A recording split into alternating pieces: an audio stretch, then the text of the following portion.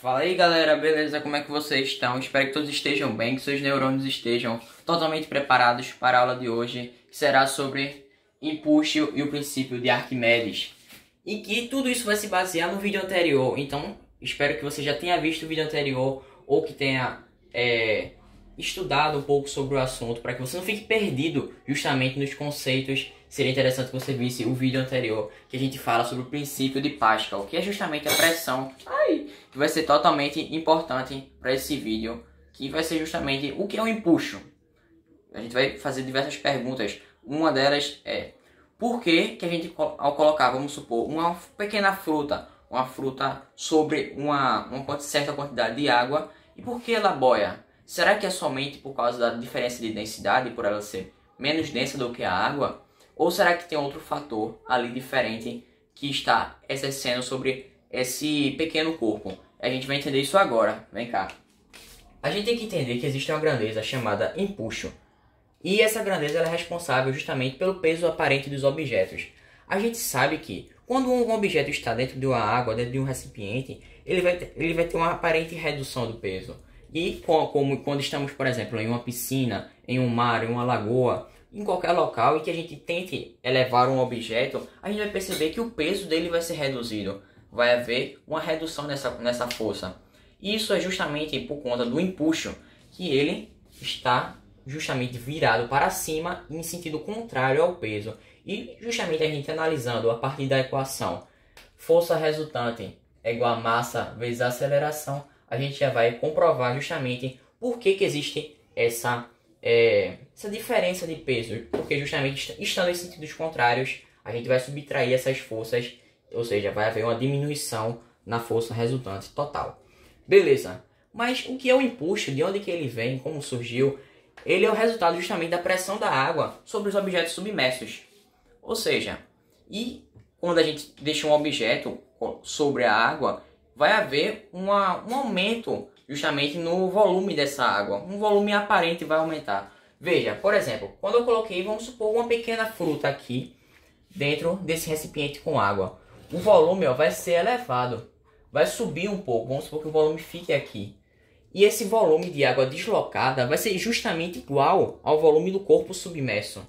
A partir desse pressuposto, a gente vai entender por que a pressão age nesse objeto, nesse corpo que está sobre a ação do empuxo.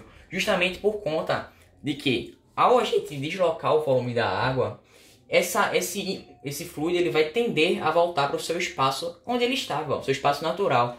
Por isso a gente comprova a presença da ação da gravidade, que tem justamente uma intrínseca relação com a pressão que esse corpo vai receber. Porque veja, colocando esse corpo de maneira mais representativa aqui, para que você veja melhor, vamos saber que como há uma relação muito profunda entre pressão e profundidade, vê que coisa linda, relação muito profunda, mas quanto maior a profundidade, maior vai ser a pressão, ou seja, e além da atuação da gravidade do fluido tender a voltar para o seu local natural, vamos ter que abaixo, nas partes inferiores desse corpo, vai haver uma maior pressão do que nas partes laterais, nas partes que estão acima dele.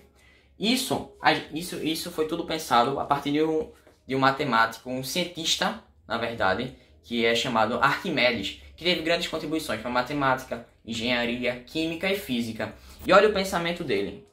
Um corpo imerso sofre a ação de uma força de empuxo dirigida para cima, como eu falei, e igual ao peso do fluido que ele desloca. Ou seja, a relação entre o volume de água é igual ao volume do corpo submerso, certo? E o fluido vai ter essa proporcionalidade, como eu já havia dito. E estamos falando agora tudo isso sobre o volume do objeto. Não se confunda com volume com relação ao peso do objeto. Por quê? Vamos supor a seguinte situação.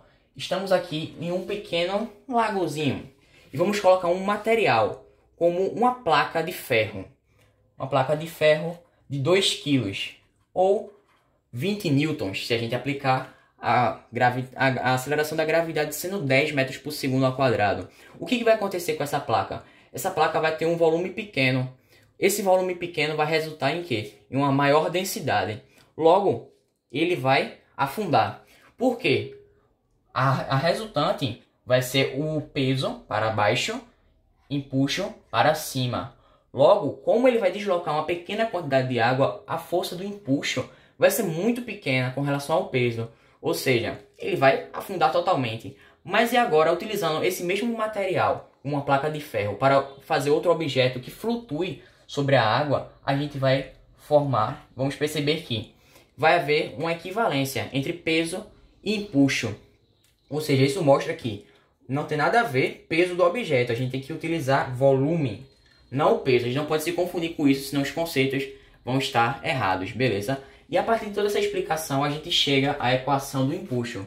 Empuxo é igual ao volume do fluido deslocado, que é a mesma coisa do volume do fluido submerso, do corpo submerso, na verdade, multiplicado pela densidade do líquido vezes a aceleração da gravidade.